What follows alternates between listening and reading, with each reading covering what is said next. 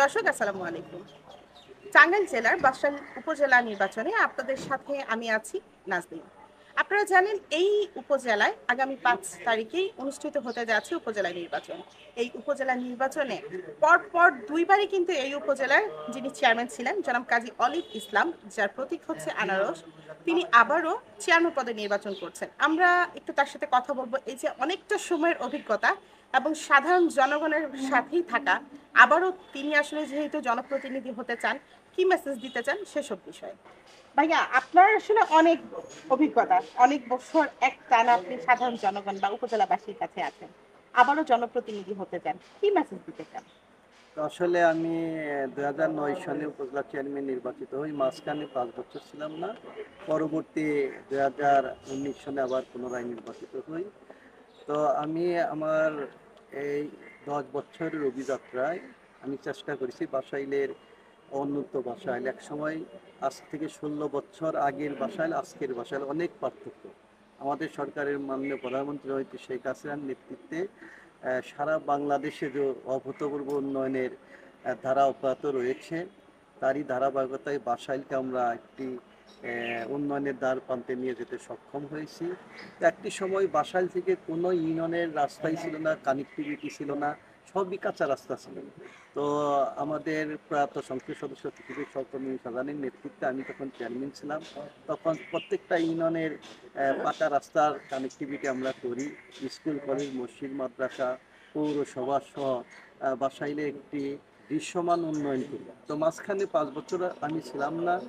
না থাকার কারণে আমার যে অপূর্ণতা সেটা বাসাইলবাসী উপলব্ধি করে। ফলশ্রুতি 2019 সনে আমি বিপুল ভোটে নির্বাচিত হই। বাসাইলের 53টি কেন্দ্রের মধ্যে আমি প্রায় 50টি কেন্দ্রে জয়লাভ করি। তো এই 5 বছর আমি চেষ্টা করেছি উন্নয়নকে এগিয়ে নেওয়া এবং পাশাপাশি বাসাইলের মানুষের নাগরিক সেবা। প্রতিনিয়ত মানুষ যে সেবার জন্য উপজেলায় আসে, উপজেলা চেয়ারম্যানের কাছে আসে, ইউনো অফিসে সমস্যা থাকে, থানায় সমস্যা থাকে, বিদ্যুৎ অফিসে, নির্বাচন অফিসে বিভিন্ন সমস্যায় পড়ে প্রতিনিয়ত সাধারণ মানুষ আসে। তো আমি সকল মানুষের কথা আমি শোনার চেষ্টা করেছি, সমাধান করতে আমি আমার ক্ষুদ্র প্রচেষ্টা দিয়ে আমি সর্বোচ্চ চেষ্টা করেছি। তবে মানুষের মধ্যে সর্বসময় একটা উপলব্ধির মধ্যে আছে যে মানুষ আমাকে কাছে পেয়েছে। আমি একটা রিক্সাওয়ালাও যদি টেলিফোন করে মেসেজ দিত যে উপজেলা চেয়ারম্যান সাহেব আমার এই সমস্যায় পড়েছে, আমি তার সমস্যার পাশে আমি দাঁড়াতাম। এইভাবে প্রতিনিয়ত নাগরিক সেবা। এই নাগরিক আমি মনে করি এই নাগরিকটা হইল উপজেলার মালিক, আমি হচ্ছে সেবক। 5 বছরের জন্য তারা সেবক হিসেবে নিয়োগ করে। তো আমি 5টি বছর জনগণের সেবক হিসাবে আমি আমার সকল কার্যক্রম আমি সুন্দরভাবে চালাইতে সচেষ্ট থেকেছি।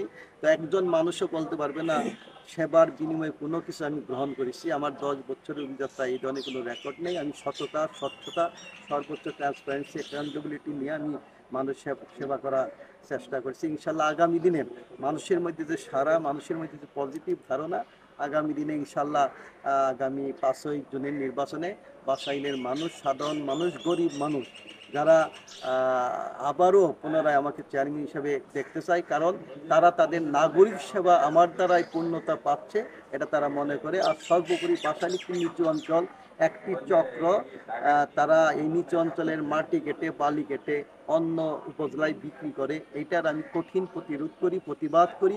সেই চক্র আমার কারণে মাটি বিক্রি করতে পারে না, বালি বিক্রি করতে পারে না, সাধারণ হিন্দু মহিলা হিন্দু পরিবারদের ধ্বংস করছে। আমি এটার প্রতিবাদ করি। তারা মনে করে ওই চক্র আবার ঢুকে দাঁড়াচ্ছে, আমার বিরুদ্ধে প্রতিদ্বন্দ্বিতা করছে, তারা বিভিন্ন অবৈধ টাকা নিয়ে মাঠে নামছে। তো আমি মনে করি বাসাইলের জনগণ তাদের গ্রহণ করবো না। বাসাইলের জনগণ একজন শান্তিপ্রিয়, শান্ত, ভদ্র, বিনয়ী, মার্জিত লিডারশিপ চায়। তারই ধারাবাহিকতায় মানুষ মনে করে আমি তাদের প্রাণের প্রার্থী হিসেবে তারা বিবেচিত করবে এবং আমরা সরকার